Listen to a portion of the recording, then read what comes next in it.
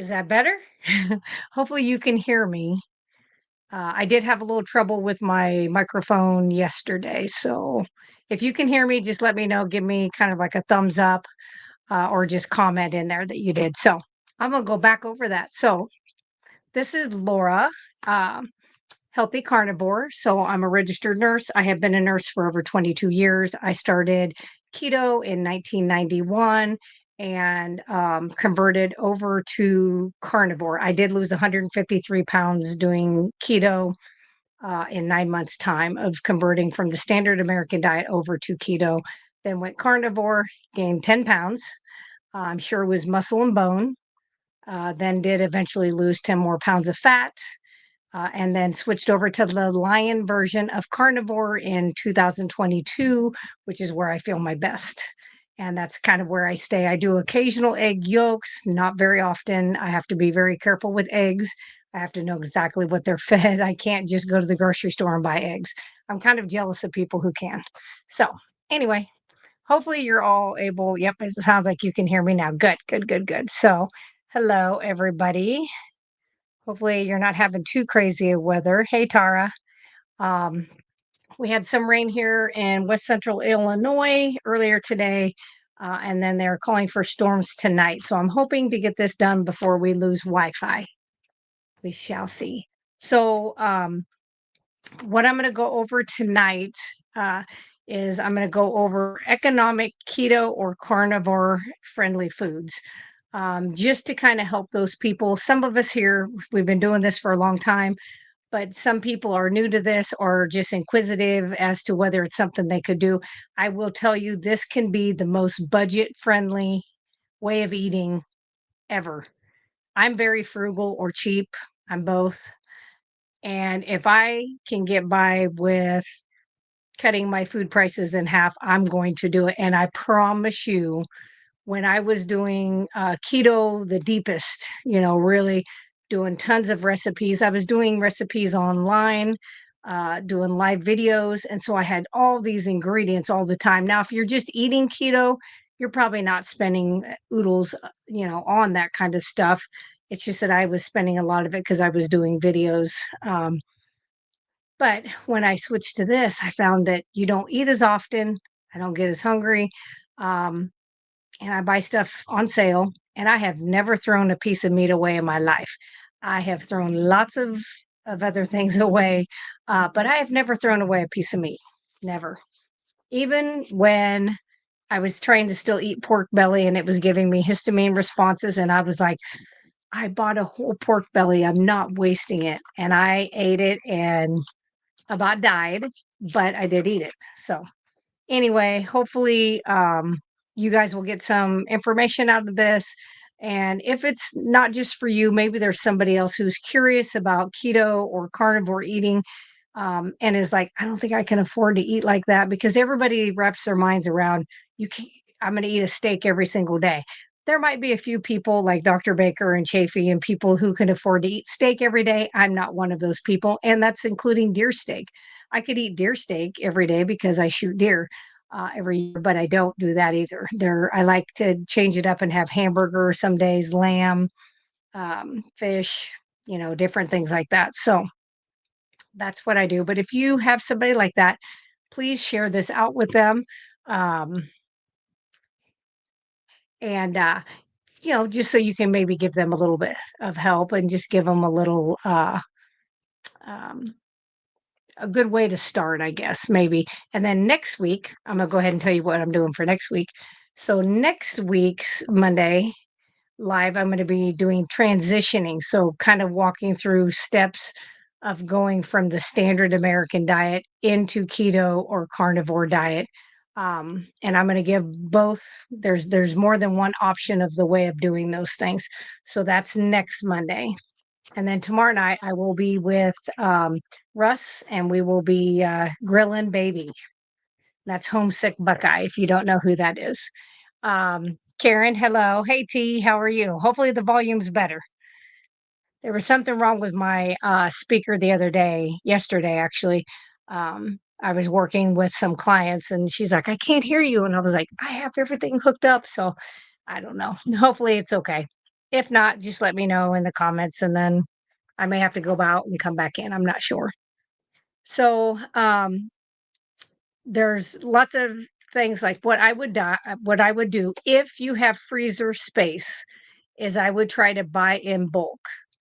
Um, or especially as it gets a little nicer weather, if you are somebody who has a pressure canner, then you can buy in bulk and you can pressure can some meats, which I have videos that I have done on my channel where you can do that so that you know how to do that. You can also can butter, you can scrambled eggs. Um, so what I try to do is I try to break things down. Like I buy it in bulk and then I repackage it different ways. I buy game bags, which are 1 to 2 pound bags. They're just kind of cylinder shaped bags. That's what we use like with our deer meat and stuff like that. So that's what I'll repackage, like my ribeye fat that I buy and cut up, which I get for 99 cents a pound. Um, I know some people have to pay a lot more than that. Some people don't have to pay anything and they get it for free. Some people can't even get it. So, but same with your hamburger, same with anything else. You can repackage it. If you get pork, if you're able to do pork, great. Hopefully, egg prices, it looks like, are starting to come down, so you can do more eggs, you can do tuna. So the things that I do, mainly are ground beef, and I always do 80/20. That gives about the amount of fat I want, plus you guys know me, I eat a ton of fat, so I actually cook ribeye fat on the side with that. So I have 80/20 burger, 4 to 6 ounces, and then I eat right at close to usually half a pound to a pound of ribeye fat, crispy. I know people like Dr. Kiltz eat it raw. I've done it a couple times. I can't make myself do it, and I need to get in a lot of fat. I require a lot of fat, so I have to cook it. And maybe someday I'll be able to be like Dr. Kiltz, and I'll be able to do that, but right now I cannot. Another thing is you can do pork shoulder. So you can get roasts and you can make that up and shred it. And then you can freeze that, as you have it shredded. You can freeze it raw, but sometimes it's easier just to cook it up ahead of time and then repackage it. Okay. Chicken thighs, leg quarters, bone in and skin on, that's the cheapest anyway. So it's great to be able to get that. And you can buy that in bulk and repackage that stuff up according to kind of what your eating style is. Like if you eat twice a day, or if you're just starting this and you're doing 3 times a day, you could start with these not leaner, but cheaper cuts of meat and work your way in. Whole chickens is another thing you can do, and just watch some videos on how to break down a chicken if you do not know how. Um, there are several tricks to it that make it super easy to do. Hey, Julie, good seeing you on here. Um, Canned tuna, salmon, um, cod liver. I like cod liver. I'd had it because I bought it for prep, but I had never eaten it before, and I like it. So I was kind of surprised. I was going to give it away because I was like, I don't think I can make myself eat it, but it was actually easier than sardines. But you could also do sardines. Um, Sardines I can do once in a blue moon, but it's almost like if I have fasted for like 3 to 5 days, that's a good time for me to break my fast with it because I'm like, yeah, you're hungry enough that you're like, yeah, salmon or sardines sound wonderful and they go down just fine. If I'm not hungry, like super hungry, they don't taste that good to me. So, or I have to cover them with 5 pounds of mustard, which really I can do a little bit of mustard. I can't do much. Eggs, and that's if you can buy them in flats. I don't know if Costco has that, but I know I have seen like Sam's Club, I think has them sometimes that way. Buy beef liver, heart, or kidney. I do that, but kidney wise, I use deer kidney. I've had beef kidneys and it's fine. It's just that when you shoot a lot of deer, I just save all of that so that I have that. But with that being said, the average person really is not going to be able to tolerate having beef heart, or kidney every single day. It's going to be too high in vitamin A, and you're going to end up with vitamin A toxicity. So be very, very mindful of that. If we're going to try to mimic what our ancestors did, they did not have a successful kill every single day. So they wouldn't have been eating that every single day. Another thing sometimes you can get cheap at some of these stores is baconed end or pieces, which to me, I'm like, that's perfect. They've already got them cut up and you can make bacon chips out of them if you can eat bacon. Turkey, especially post holiday sales. So that is, yeah. And we actually, I don't eat turkey. It doesn't really work for me. But we do have one that I bought right after Thanksgiving that I put in the freezer for my husband because he can eat pretty much anything. The fats that I would buy that you can do, small amounts at a time. You can buy beef tallow, or you can do as I did many moons ago. When I will cook something that has lots of beef fat, I will strain it. I'll save it up in jars. And then after I've got, 3 or 4 quart jars, then I will render that down. And I do not put it in the fridge, but usually it doesn't take me about a week and a half. And I've got 3 quart, 4 quart jars full of rendered fat, and then I go ahead and render it and purify it so that I can save it. And then I just basically can it. You just put it in there, turn it over while it's still pretty hot to seal the lid, turn it back over after 3 to 5 minutes, and it'll seal, and it's good for 10 years. I know that because I still cook with some of the tallow that I have here. And of course, I make my products with most of it. Um, Lard is another thing. So your bacon grease, same thing. You can save that and then you can render that down so that you can cook with it. You can use it for just like a quick lotion. If you get a skin burn, you slap some of that tallow or lard on there. It's amazing. So butter is something that I would stock up on while there are sales. Um, Bacon grease, pretty much the same thing as lard, kinda. Heavy cream, if you can tolerate it. Not everybody can tolerate heavy cream. Some people can't do any of the, dairy. I'm a non-dairy. I cannot do dairy. Although I tried some Tillamook cheese, and the first couple pieces, I was like, "Yeah, no reaction." And then, as I always do with everything, I cannot eat something in moderation like that, and I ate more than I should have of it, and it reminded me that, oh no, I do have histamine issues with cheese. And I had 3 days that I thought I was going to die.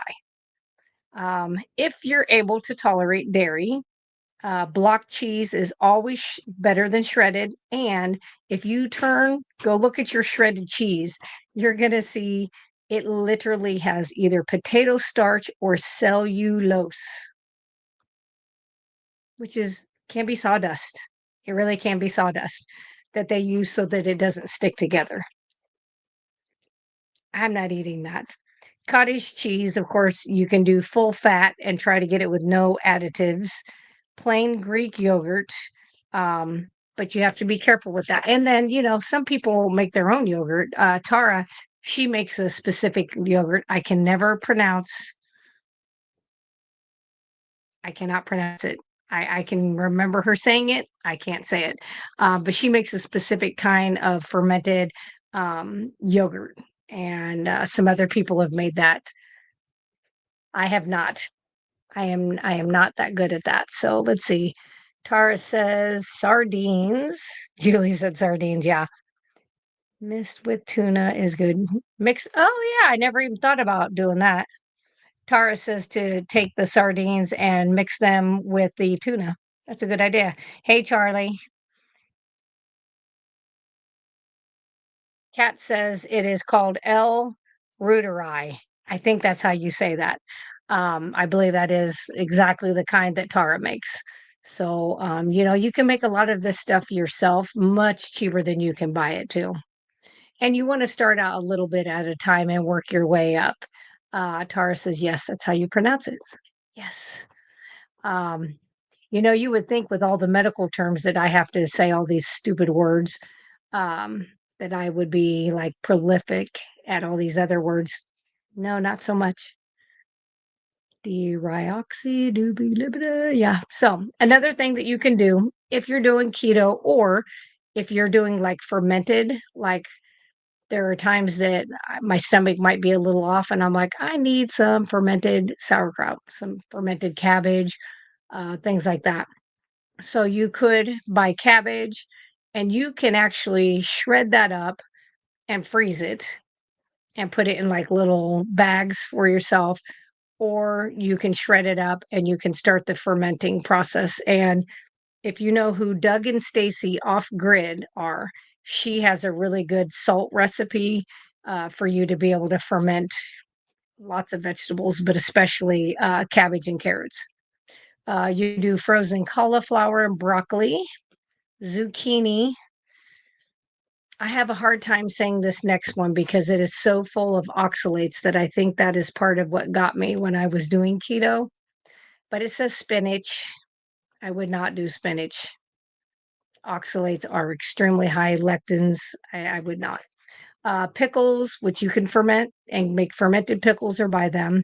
Avocado, you can get from like Aldi's. They really have a lot of sales if you have Aldi's around you. So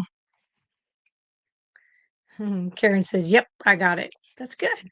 So storage and prep tips.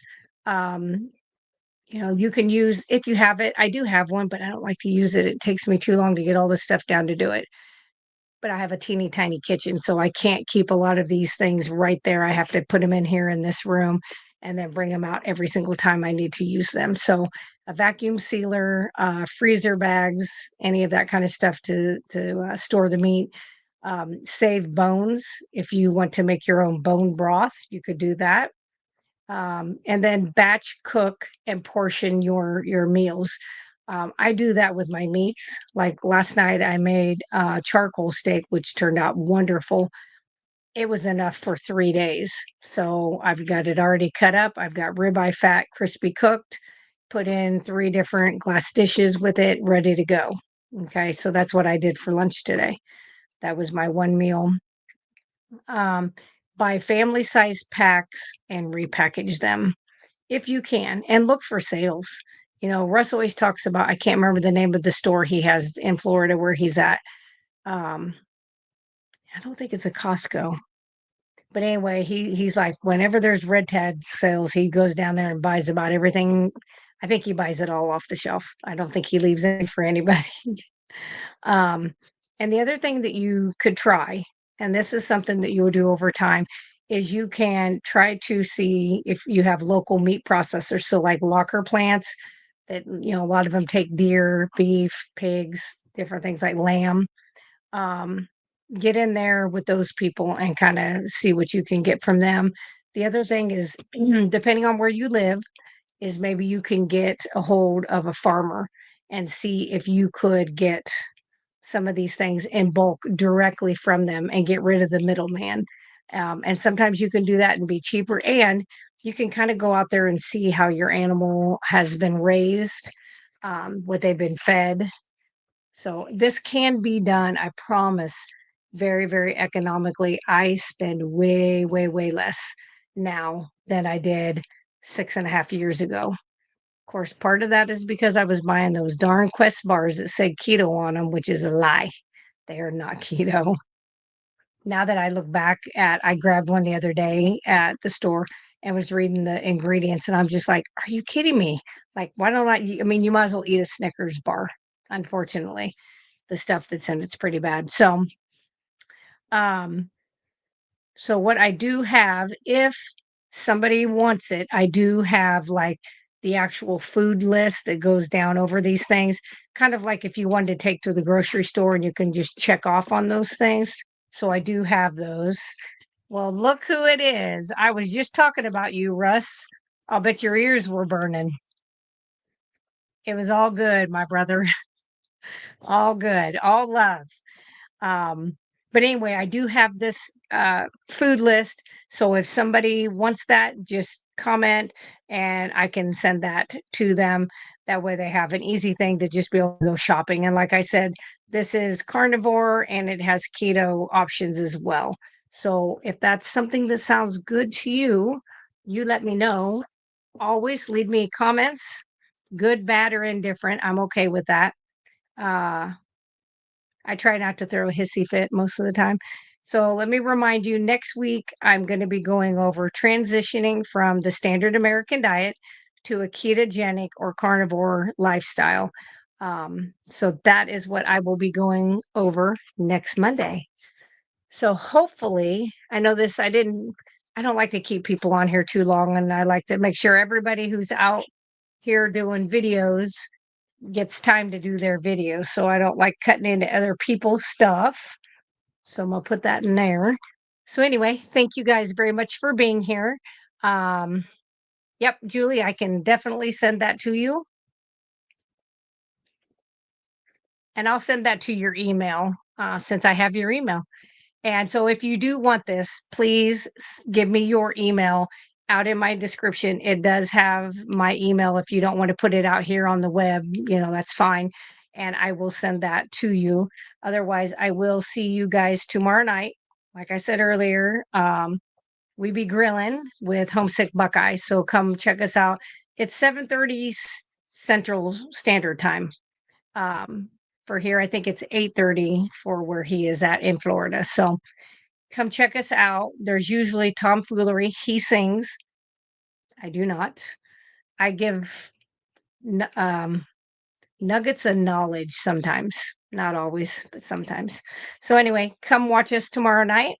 I appreciate you guys. Have a wonderful evening. And as I always say, meet, heat, eat, and repeat. See ya.